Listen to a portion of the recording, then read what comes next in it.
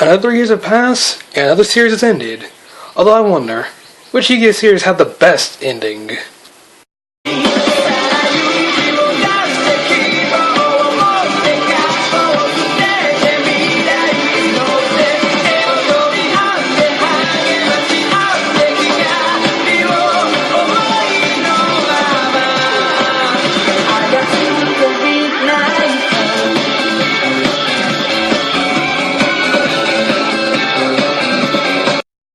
Hey guys, how's it going? I am YuGiOh, or the Shaper Straight One Clear Wing Sinker Dragon, back with another video. And first, before I go any further, happy Easter everyone. Hope you all having a good time and have a good day. Go barbecue, have a fish fry, whatever you do on this day. Now, back to business. Since the YuGiOh Arc 5 ended about 3 weeks ago, I think it'd be nice to make a video where I would rank all 5 endings of each YuGiOh series from my least favorite down to my favorite. I did say I would plan a unique video, and it was this one, but I think this video's already been done, so oh well. But still, I think it'd be fun to talk about my favorite YuGiOh series endings, or at least my least favorite to my favorite. Whether the ending was a kind of a cliffhanger or a complete story, but regardless, enough rambling on. Let's get started, you guys. My top 5 favorite endings of each YuGiOh series, from my least favorite to my favorite, starting with number 5. Number 5, Miracle Drawn by the Pendulum, the ending of YuGiOh Arc 5. Starting off the list would be the recently concluding series, Arc 5, which in my opinion may not be the worst series, but by far has the worst ending that makes you ask, how does this series start off so well, with so much potential to be the best, but derail into such a huge train wreck that makes an actual train wreck look like Vincent van Gogh's Starry Night by comparison? Arc 5's ending made the most disappointing series to date, with a needlessly drawn out 8-episode arc trying to make a baby smile that really amounted to nothing, and closure for his characters that was so bad that not even magic from Albus Dumbledore himself could fix it. The series ends with YuGiOh defeating Reggie in the traditional ceremonial duel of Arc 5, which does make Raver smile and I guess purify the soul of Zark still residing in him, or her, whatever it is now. And all dimensions begin to merge back into one dimension, and Yuzu is revived, but what about her counterparts? Are they revived? Well, outside of Yuzu, no. What about YuGiOh and his counterparts? Are they revived if they get their bodies back? Again, no.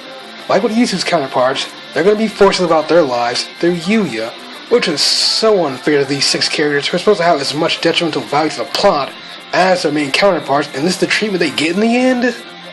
They all had lives of their own that were abruptly taken away from them, and considering the last few moments they had before merging with their main counterparts, it's even more f***ed up with hindsight.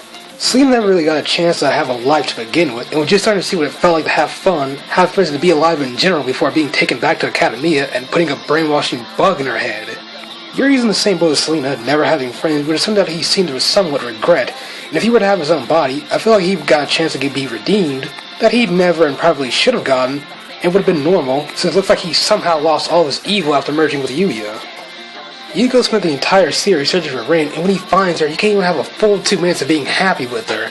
After she challenges him to a duel, wrecks a deal with the two of them made together so they can have a better life for themselves, and brushes everything they've been through together off with complete indifference.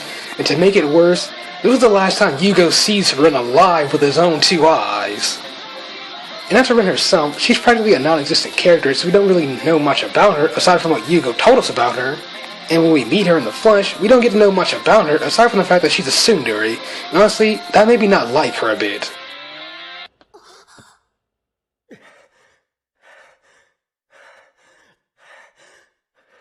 Yeah.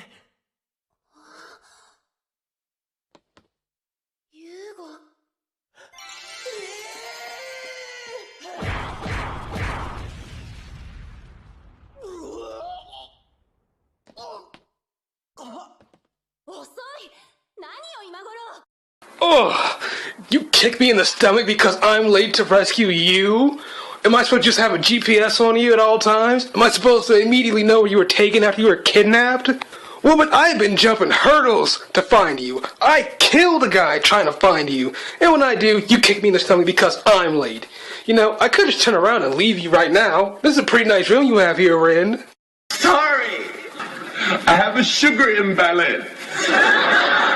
No, diabetes is a sugar imbalance.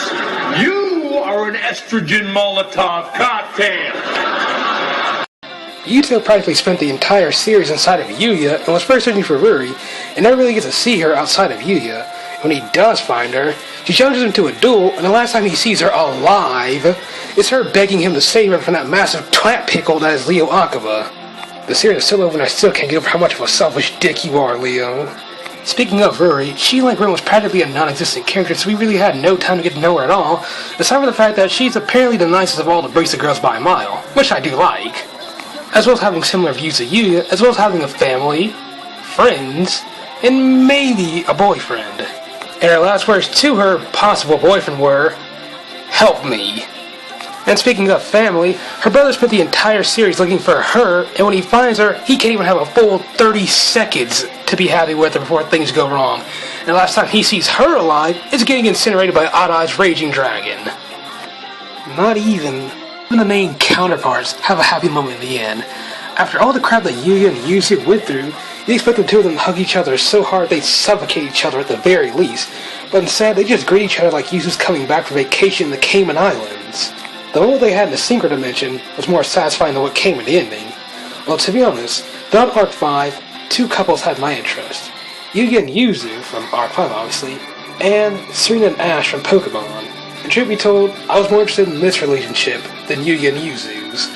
Heck, at the end of XY, we actually get a kiss from these two, and it made the internet explode. The ending of Arc 5 did give me that sad feeling because when you follow a show for so long, it becomes a part of your daily life, and to see it go, it is sad. However, that aside, YuGiOh Arc 5, bar none, has the worst ending of any YuGiOh series so far, that can be best summed up with words like sloppy, disappointing, and probably most importantly, rushed. Number 4, Forever Zexal, Our Bonds Are Forever. The ending of YuGiOh Zexal.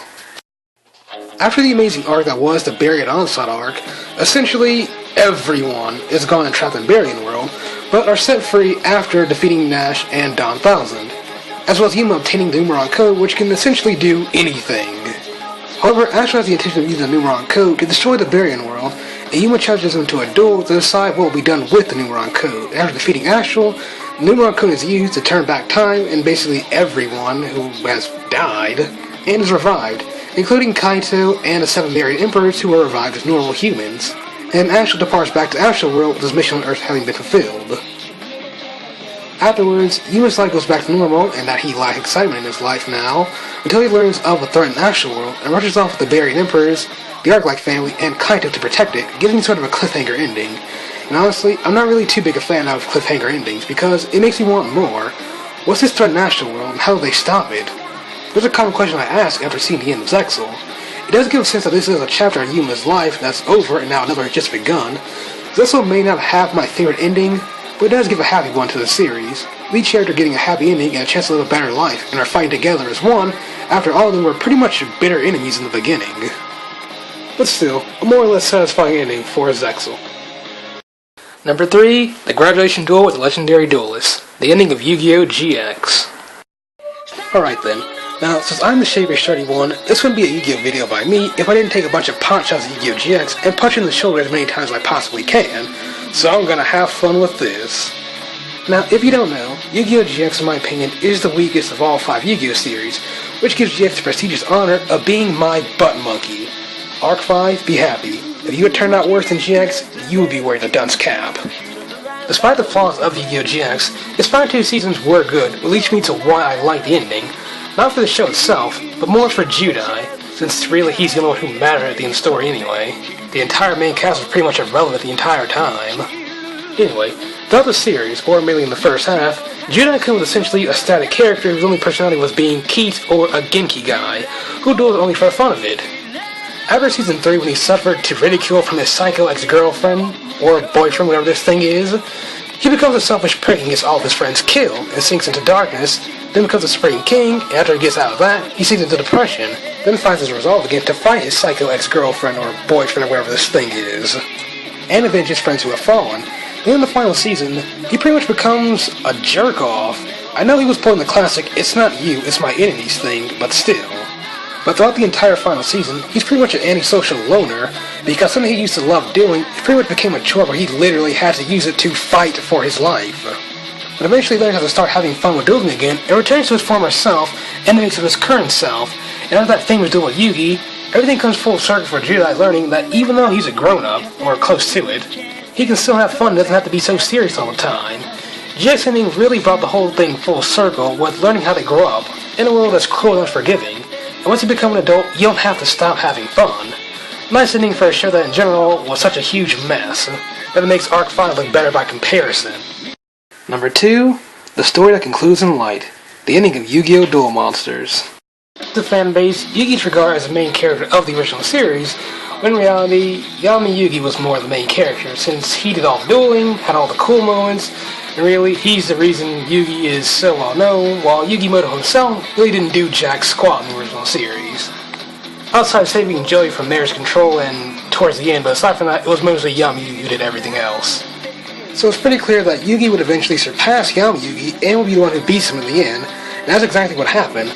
After a good, yet very overrated, duel between Yugi and Yami Yugi, Yugi wins and Yami Yugi is finally able to put to rest and join his family and friends in the afterlife. The ending of Duel Monsters was supposed to show Yugi growing out of his timid and shy nature that he had in the beginning into a more stronger and confident person, which he did, but really didn't see much of how it happened, which is a complaint I have with the original series ending. Since Yami Yugi was essentially the star of the show from start to finish, but I choose to look at it this way. I see this as the end for Yami Yugi, and the beginning for Yugimoto, since this ending does feel full circle for Yami Yugi, and the beginning of a new path for Yugimoto. In the Japanese dub, Yugi himself says that everyone's story has a beginning, and now his has just begun now that Yami Yugi has given him the strength that he never knew he had. Also in the Japanese dub, we get a slideshow of everyone who is important in the series and see what they're up to and what they're doing in their lives, and have the aforementioned speech from Yugi, but we don't really see what happens to Yugi after that.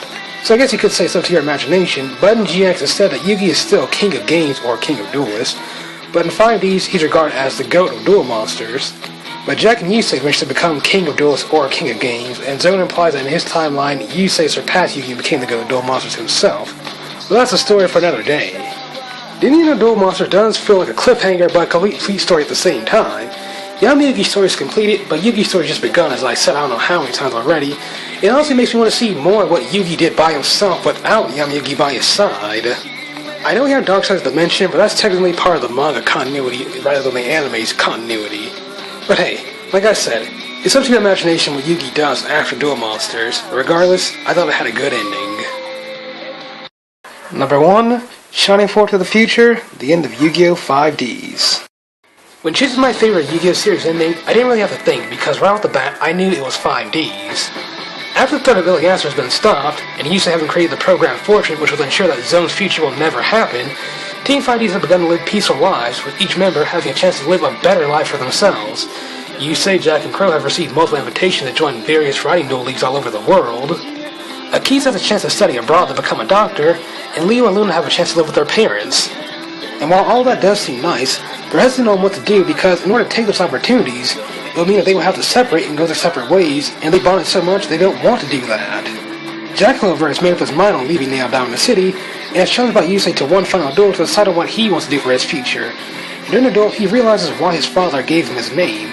He did so in hopes that Yusei would be someone who could connect the hearts of others, realizes that's what he wants to do, and shows the others that no matter how far apart they are, the bond they have is unbreakable, and they will remain that way, and that he chooses to stay and nail down in the city to give the others a place to come back to when they finish fulfilling their dreams, which helps the others find what path they want to take in life. It kind of reminded me of high school. You make all kinds of friends, but in the end, you all have to go your own separate ways because you all have your own dreams in life that you want to accomplish. The ending of 5Ds for me didn't really feel like a cliffhanger ending compared to the others. The ending of 5Ds for me felt like the whole story was complete and everything that needed to be said had been told. It was wrapped up nicely with a big beautiful bow on top, and each character had nice closure, with the six of them essentially becoming the family they all never had. The Crimson Dragon relieving them of their sign marks, which allowed them to live normal lives, and everyone takes their own separate paths to their own bright and happy future that waits ahead of them. Just for me, the ending of 5D just made the whole story feel full circle and complete, and I absolutely love that. The ending of 5Ds actually gave me feels that it ended because this was such a good series, and to see it end, it was sad. But I'm glad I got to see it. This is my opinion, the best ending of any.